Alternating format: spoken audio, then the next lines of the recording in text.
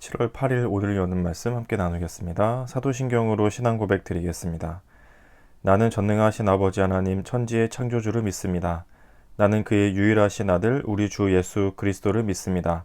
그는 성령으로 잉태되어 동정녀 마리아에게서 나시고 본디오 빌라도에게 고난을 받아 십자가에 못 박혀 죽으시고 장사된 지 사흘 만에 죽은 자 가운데서 다시 살아나셨으며 하늘에 오르시어 전능하신 아버지 하나님 우편에 앉아 계시다가 거기로부터 살아있는 자와 죽은 자를 심판하러 오십니다.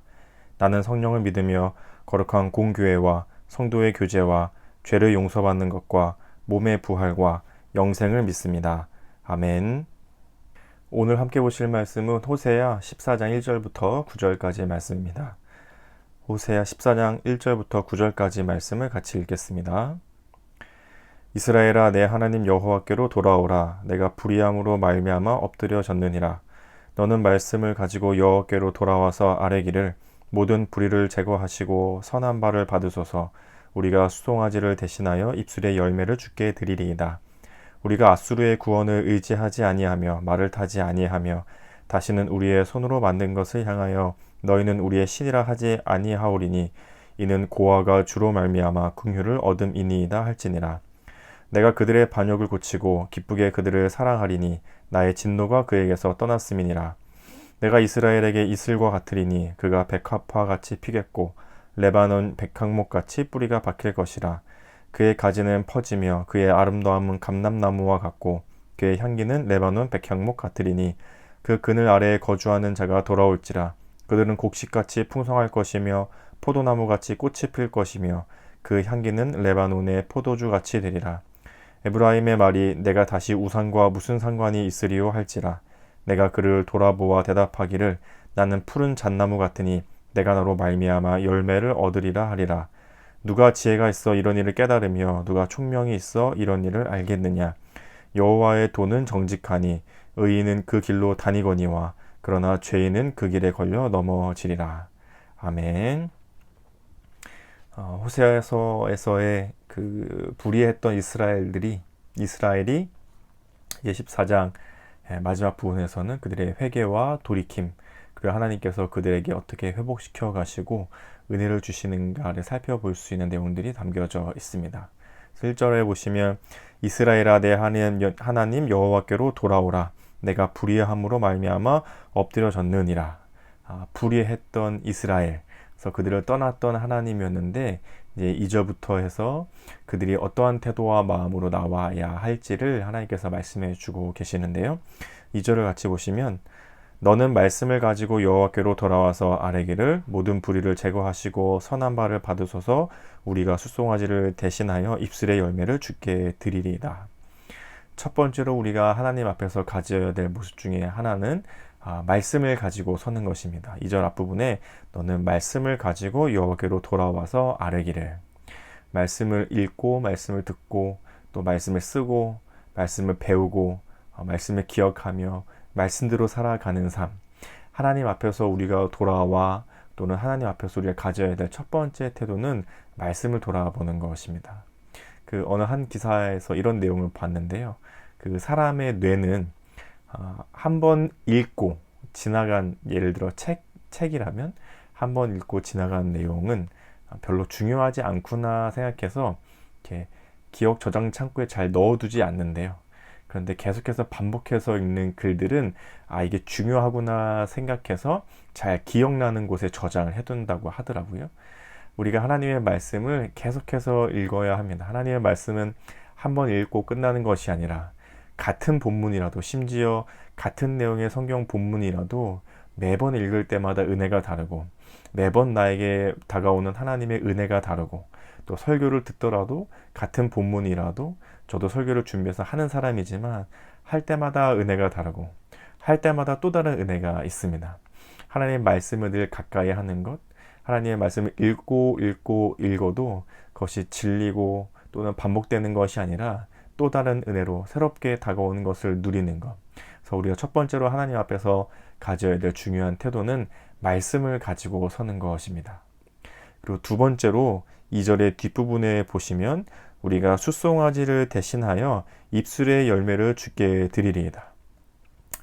첫 번째는 말씀을 가지고 하나님 앞에 서는 것이었다면, 두 번째는 우리가 마음을 담아 드리는 예배를 드려야 합니다. 당시에도 제사가 있었잖아요. 제사를 드릴 때 송아지를 잡아서 죽여서 제사 드리는 그 행위 자체에만 이스라엘 백성들이 관심이 있으니까 마음은 온데간데 없고 그 행위에만 집중하게 되는 거죠.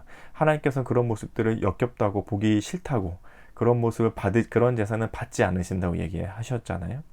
하나님께서 받으시는 제사가 중요한 이유는 그걸 제사를 준비하고 제사를 진행하고 그거 과정을 하고 있는 그 제사 드리는 사람의 그 마음, 제물을 고를 때부터 제사 제물로 바쳐지기까지 그 마음을 하나님은 받으시는 건데, 마음은 온데간데 없고 제물을 드리는 것에만 관심이 있어서 형식만 남아있다면 하나님은 그 제사를 받지 않으시는 거죠.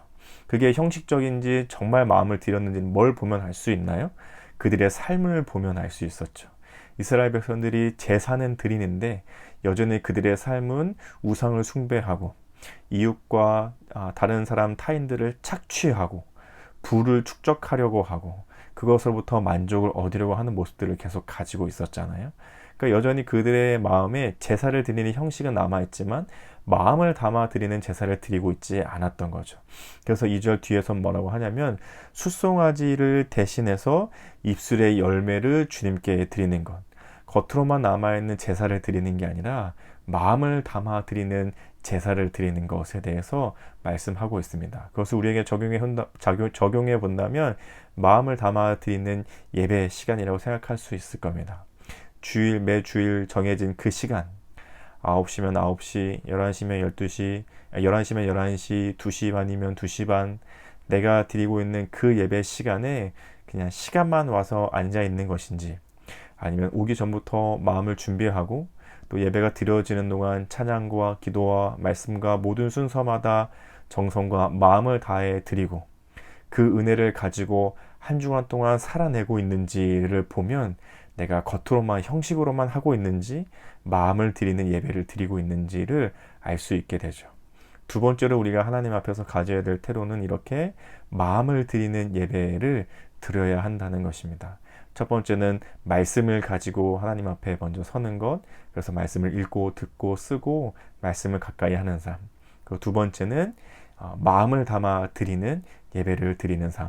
그리고 세 번째는 3절에 보시면, 우리가 아수르의 구원을 의지하지 아니하며 말을 타지 아니하며 다시는 우리의 손으로 만든 것을 향하여 너희는 우리의 신이라 하지 아니하오리니 이는 고아가 주로 말미암아 긍휼을 얻음이니이다 할지니라.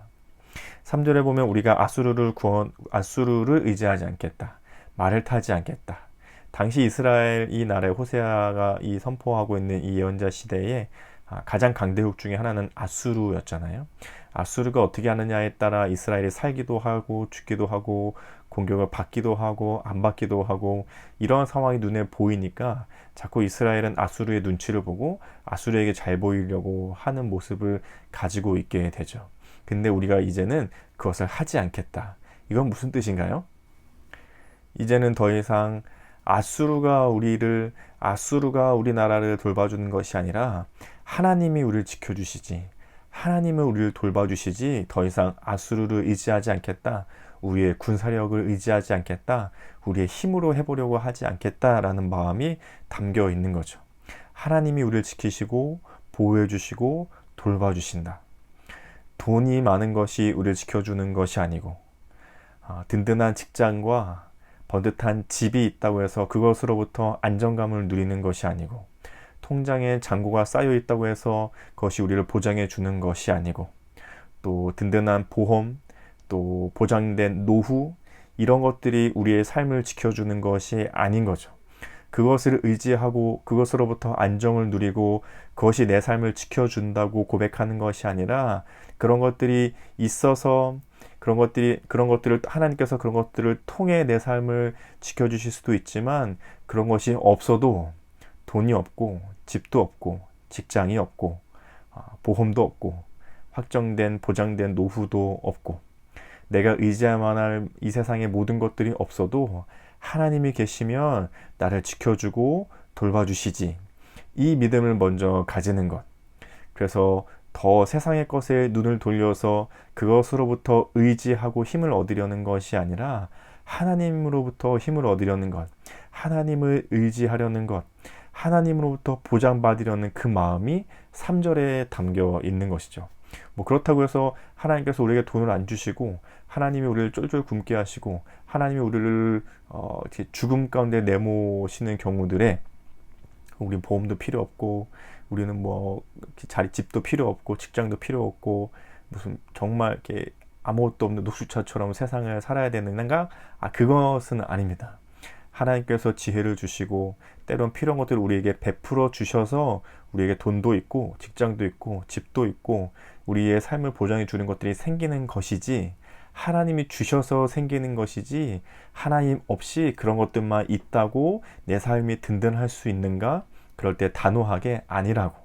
하나님이 계셔야 다른 것들 없어도 내 삶이 든든하고 하나님을 의지하는 삶을 살아갈 수 있다고. 그렇게 고백하는 태도와 마음을 가리켜 얘기하고 있는 것입니다. 첫 번째는 말씀을 가지고 말씀을 가까이 하는 삶.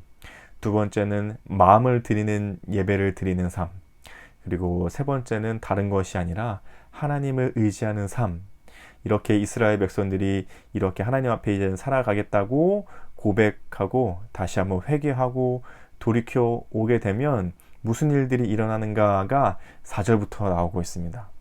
그들의 반역을 고치고 기쁘게 그들을 사랑하고 진노가 떠났고, 5절에서는 이슬과 같고 백합화가 피겠고 레바논 백향목같이 뿌리가 박히고, 6절에서는 가지가 퍼지고 아름다움이 감람나무 같고 그 향기는 레바논 백향목 같고, 7절에서는 곡식이 풍성하고 포도나무같이 꽃이 피고 레바논의 포도주 같고, 8절에서 내가 다시 무슨 우상과 무슨 상관이 있으리요, 푸른 잣나무 같으니 열매를 얻으리라.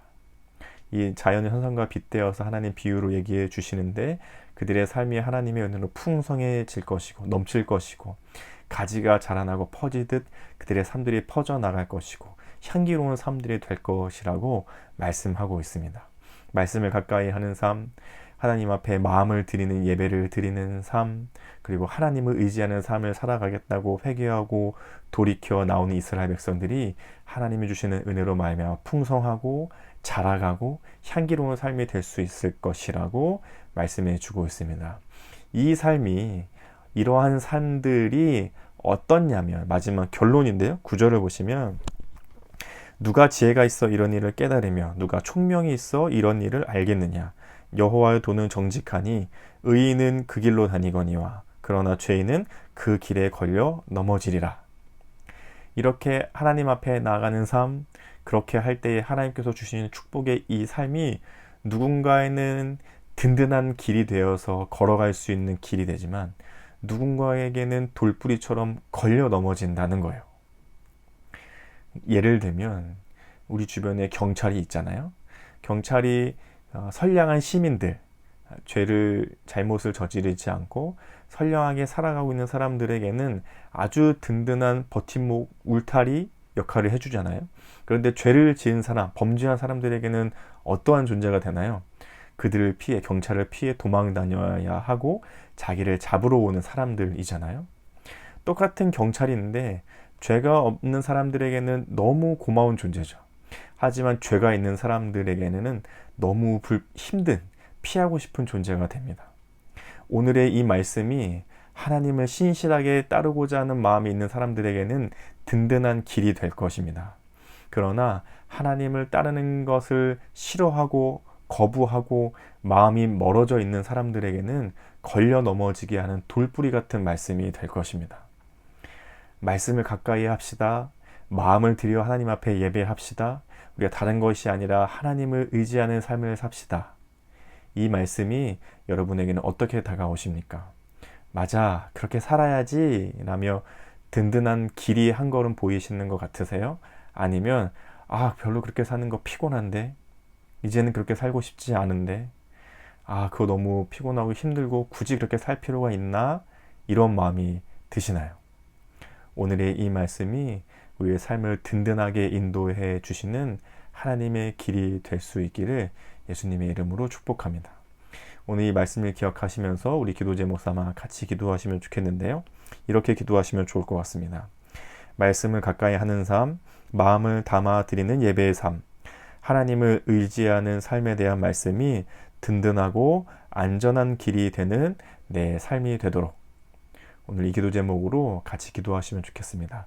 그리고 우리 가정, 교회, 나라, 세계를 위해서는 우리 가정을 위해서는 하나님의 안전하고 든든한 울타리 같은 가정이 되어가도록, 교회를 위해서는 하나님을 가까이 하는 일에 온 성도가 애써 힘을 다하는 교회 되도록, 나라를 위해서는 폭염과 잦은 비로 힘든 시간을 보내고 있는 우리 취약계층 분들을 위해, 우리 세계를 위해서는 세계 곳곳의 선교지에서 예배하며 교회를 섬기는 우리 선교사님들을 위해서 같이 기도해 주시면 좋겠습니다. 우리 공동체의 기도 제목으로는 우리 빈준혁 어린이를 위해서 같이 기도해 주시면 좋겠는데요. 개인을 위해서는 키 크게 해주세요. 가정을 위해서는 건강하게 해주세요. 삶의 현장을 위해 공부 잘하게 해주세요. 교회를 위해서는 예수님과 하나님을 더 잘 알게 해주세요. 제가 처음에 준혁이 봤을 때 유치원 때였는데 이제는 초등학생이잖아요. 많이 커가고 있는데 몸과 키가 자라는 것만큼 지혜가 자라가고 또 하나님과 또 우리 교회 안에서 많은 사람들에게 사랑받는 우리 준혁이로 잘 자라갈 수 있게 축복하는 마음으로 같이 기도해 주시면 좋겠습니다. 또 개인의 기도 제목이 있으시면 기도하시고 주기도문으로 이 시간을 마치도록 하겠습니다. 기도하겠습니다.